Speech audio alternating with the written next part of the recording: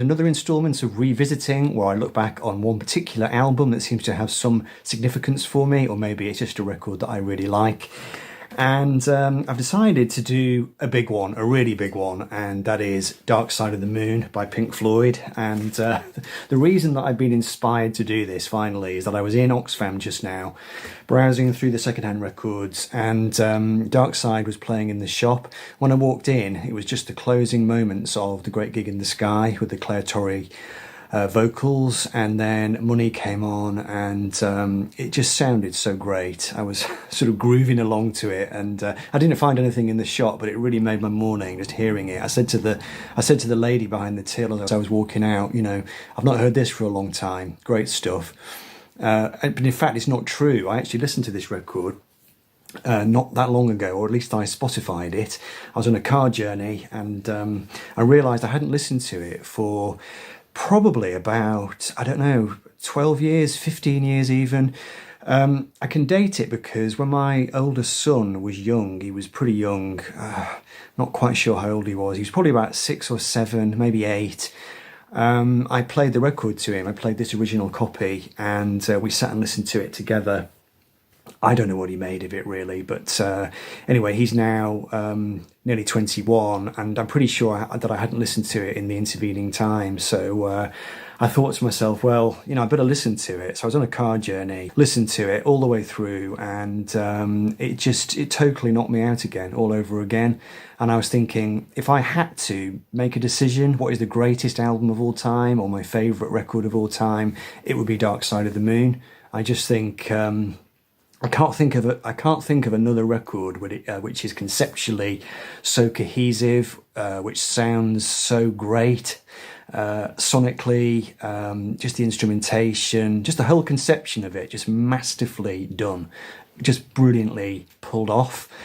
So I just thought, right, well, I need to do this. I mean, I need to do a revisiting on Dark Side of the Moon. When I first started this series, which was a few years ago now, I started roughly chronologically, and I made my way through some of the earliest records that I heard, but I chickened out when it came to Dark Side, and it's one of the reasons that I've still not done revisiting installments on things like, you know, Revolver, the White Album, Led Zeppelin 4. There are so many records that are so huge, they sort of loom so massively in rock legend, and you get knocked, I think, sometimes on YouTube, on the vinyl community, by talking about some of these records. Maybe in a way it's fair enough, because they've been talked about so much and everybody seems to have an opinion on them, and the history has been explored and re-explored.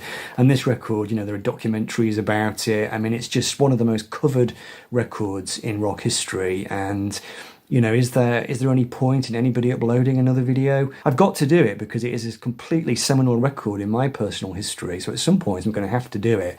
So I thought, well, let's just do it then, and not take too long over it. I'm not going to do a huge deep dive on this album. What's the point? I'm just going to quickly run through the significance it played for me. I will give you my snapshot of what I think of the tracks and do a little bit of history, but I really don't want this to be too long. Anyway, this is my dad's original copy.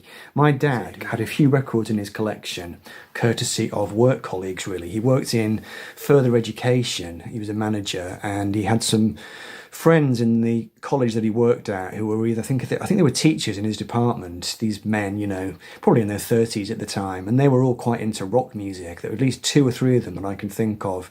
And my dad, he was really into classical music. He was quite a curious guy, even though he was not into popular music really. He knew that there were certain records that were probably worth hearing. He also had a really good hi-fi as well, a really good quality high-end hi-fi for the time. So I think he was always asking his work colleagues, you know, what are the great sounding records that I should have in my collection? And as a result of that, he had a very small collection. I mean, we're talking, you know, on the fingers of one hand. His rock and pop collection, every record was an absolute masterpiece, and thanks to him, I discovered them. Now, Dark Side of the Moon only emerged from his shelves in 1979 when Pink Floyd arrived in the charts doing Brick in the Wall Part 2. With that incredibly memorable video. I just got into the pop charts a couple of years before, but of course I was into the new wave stuff. I was into Squeeze, the Boomtown Rats, the Police, that kind of thing. And then Brick in the Wall Part 2 landed with that incredibly memorable video with the marching hammers and the school teacher puppet. It was just so great, so memorable, and I just absolutely loved it. It was #1 in the charts all through Christmas, I think it was, wasn't it, 1979?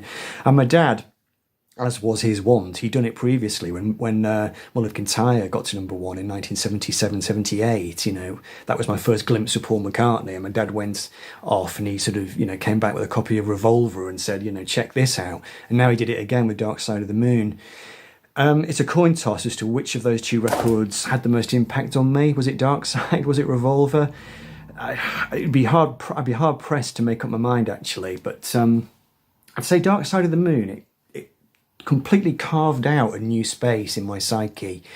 It was an extraordinary experience. I think partly because my dad was really into classical music and symphonic music, and that was really the only music I ever heard downstairs on his big, really good hi-fi. If I wanted to listen to pop music, I would go upstairs and listen to my records on my Danzig record player. It was mostly 45s at the time, you know. But he queued up Dark Side of the Moon for me, and this was his record, so I never got to listen to this on my record player. And it had a kind of grandeur to it, or a symphonic depth to it, which reminded me more of his kind of music, even though it was clearly rock music. You know, there were guitars and vocals, and yeah, obviously it was a rock and pop record, but it reminded me more of his music, even though it was not symphonic. There were no violins and cellos or orchestras on this record, but something in the way it just has that symphonic depth, and as I said, it completely blasted new channels into my mind when I heard it. I was very intrigued by the fact that there was so much of it. There were so many passages that had no singing. You know, you got that great instrumental track, On the Run, which is basically just this gurgling synthesizer, the VCS3 was it.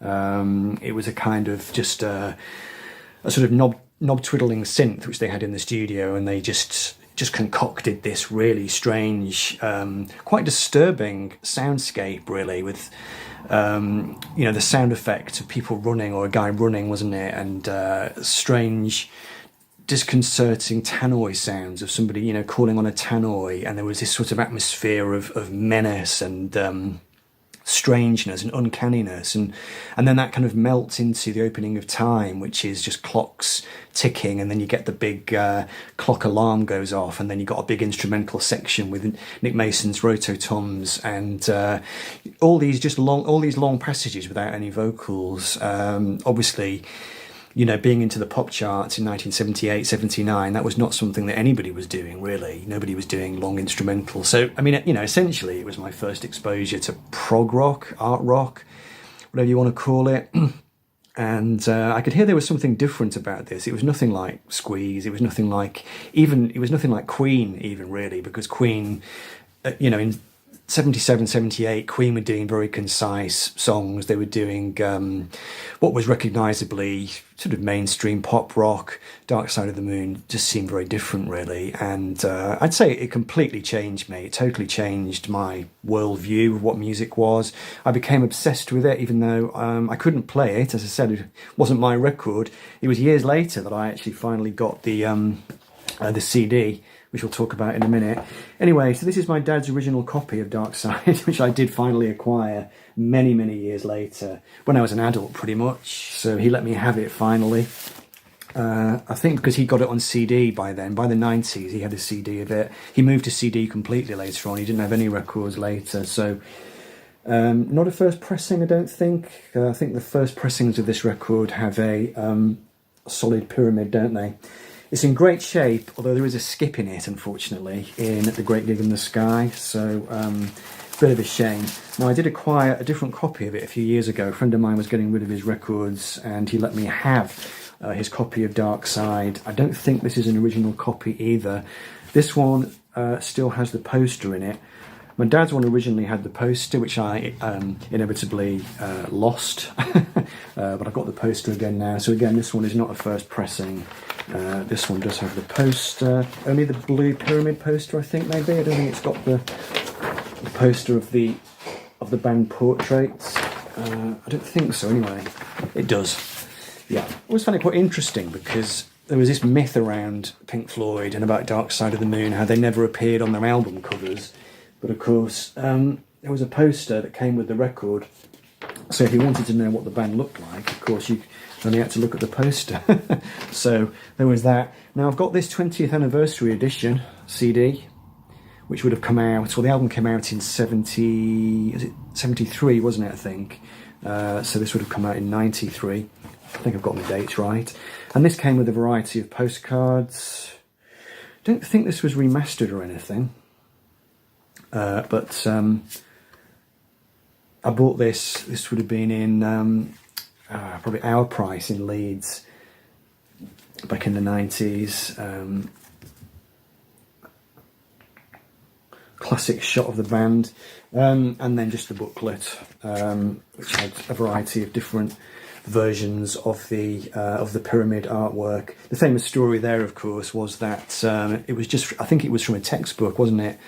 They got Hypnosis to do it, and Hypnosis brought in a range of different designs and laid them all out on the table, and the Floyd came in and just sort of looked at them, gave them a cursory look, and they all just pointed at the pyramid and went, yeah, that one. And it was almost a sort of offhand decision, really, but of course it became absolutely iconic later on. Here's the CD, the 20th anniversary CD. That's the only version of the CD I've got now. I did have a previous one, which I don't have anymore, and I've not bought any of the subsequent editions. I know there have been lots of different editions of it, but I've never actually invested in any of those. I'm quite happy with the versions that I've got. Produced by Pink Floyd, recorded at Abbey Road between June 72 and 73. Engineered by Alan Parsons, of course, and I think that was a bit of an accident as well. Alan Parsons, who was a young Abbey Road engineer at the time, he just got the opportunity to come in and work with the Floyd on this record, and his engineering, I think, is now widely regarded as being key to its just the depth of the sound that it has, this amazing sheen, sonic sheen, depth. There were some disagreements in the studio between Roger Waters and David Gilmour. Waters wanted to make it quite dry and upfront, and Gilmour wanted it to have more of a kind of reverb on it, and they reached a compromise. I do think occasionally the reverb gets a bit much. I think on the chorus of Us and Them, the vocals are so massive that I think they could do with a bit of extra definition. So I think Roger was right in a way. I think it could have done with maybe being a little bit drier in places, but in general the sound is absolutely stunning. The sequel to Medal, the second side of that record, is a full suite of material, really, leading into Dark Side, where Roger had this inspired idea to write a cohesive piece, really, about the pressures of modern life. I think, obviously, bringing to bear some of those themes that they'd always had in their DNA, thanks to Syd Barrett, their original genius songwriter who'd been forced out of the band, really, thanks to mental ill health, and just that wonderful idea, the metaphor of the dark side of the moon being a kind of metaphor for madness or insanity. The lyrics on this record are so brilliant. I think this is one of the other things that just knocked me out when I was a kid. My favourite lines are from Brain Damage. The lunatic is in the hall, the lunatics are in my hall, the paper holds their folded faces to the floor, and every day the paper boy brings more. It was quite strange in a way. Roger just came out of nowhere with these lyrics. He'd written a few songs on the previous records, but nothing like this. He just seemed to just up his game massively. And the same was true for all the rest of the band, really. Gilmour and Richard Wright had done some wonderful playing on Medal, but on this record they both totally come into their own. Gilmour does these incredible guitar solos on Time and on Money. There's a huge amount of thought gone into the guitar sounds and just the way that the solos are put together. Rick Wright as well on his keyboards. He contributes that wonderful piano in Great Gig in the Sky, which was his piece of music, I think, wasn't it? Just a wonderful piece of music, which Roger Waters then wrote lyrics for. And just the chords he used on Breathe as well. I think he nicked a chord, didn't he, from Kind of Blue by Miles Davis. I think one thing which is often missed about Floyd was their kind of jazz and blues sensibility, really. They had been a blues influenced band originally. Gilmour obviously was influenced by B.B. King. Rick Wright was influenced by jazz, by Miles Davis, and so you had that kind of black thing running through it. It was quite different to a band like Yes, which was all a bit all a bit European, all a bit classical. Floyd had that classical side to them, but there was this kind of bluesy, jazzy underpinning, which came through maybe slightly awkwardly in Money, where they go into this very English sounding funky section, which is, I just think it's wonderful. I mean, yeah, it's not George Clinton. It's never going to be authentic black funk, but they do a sort of interesting take on it. And they were sort of good at doing that. They could jam a bit. And, you know, they were never huge virtuosos, but I think on that track you get a glimpse of how they'd originally come up on the circuit, attempting to be a bit of a bluesy, jazzy band. It took a while to get to this, where they were finally able to wield some very strong song-based material and then bring all that sensibility into it, just in terms of the playing. Another jazzy element of the album, of course, as well, was Dick Parry, his saxophone solo on Money. The other strand that this album has, which was, I think, the first time Floyd had really done this, was introducing a kind of soul gospel kind of sound as well, courtesy of a couple of girl singers. They had the great soul singer Doris Troy, of course, who'd been signed to Apple Records originally, as well Claire Torrey, who was just brought in as a session vocalist, really. Her contribution to Great Gig in the Sky certainly had gospel overtones, mixed in with a bit of orgiastic splendour. So, you know, there was that kind of, just that intriguing mixture of blues, jazz and soul. It just really gave the album a very sensual kind of sound, and I think it was a bit of a new direction for Floyd. Just looking at the lyrics again here. Tired of lying in the sunshine, staying home to watch the rain. You are young and life is long and there is time to kill today. And then one day you find 10 years have got behind you. No one told you when to run. You missed the starting gun. You know, I was 8 years old when this record came out, and I didn't really understand those words properly. I didn't understand the import of them. But as you get older, as you get into middle age, into your 50s, as I am now, those lines just have enormous... they just seem to have enormous prescience to them, enormous significance, and they're so true. I think that's what's great about the lyrics on the record, is that they contain a certain degree of truth, and I think that's what Roger was striving for, really. He was trying to, I think ever since Syd Barrett had left the group, he was trying to bring Floyd down to earth and to actually write about real things, rather than having this kind of interstellar, outer spacey, inner spacey thing, which I don't think he had much time for, really. The spoken word parts, I've mentioned them, of course, achieved by Roger writing out some question cards and then cruising around EMI studios, asking various people. There was Jerry Driscoll, I think he was the security guy at Abbey Road, wasn't there? Henry McCulloch from Wings gets a look in. The spoken word things drift in and out of the mix, and they're so compelling, and they give the record a real atmosphere. The heartbeat at the start, which then fades in at the end. I think it was a Nick Mason bass drum, but, you know, just another genius touch. And Pink Floyd really, I was just say, painted themselves into a corner. They sort of scaled the Olympian heights with this record. They all knew what a great job they'd done, and it was always going to be hard work following it up. And I think Roger in later years almost felt that the band had come to an end with this record in a way, and everything else was a bit of a postscript. I'm not going to say anything about the Roger Waters update of the record, which came out a couple of years ago. I listened to it, I wasn't very impressed with it. You know, you don't tamper with the Mona Lisa. You don't go back and try and redo the Sistine Chapel, do you? Just leave well alone. One of the greatest albums ever, if not the greatest. Thanks for watching. I'll be back soon.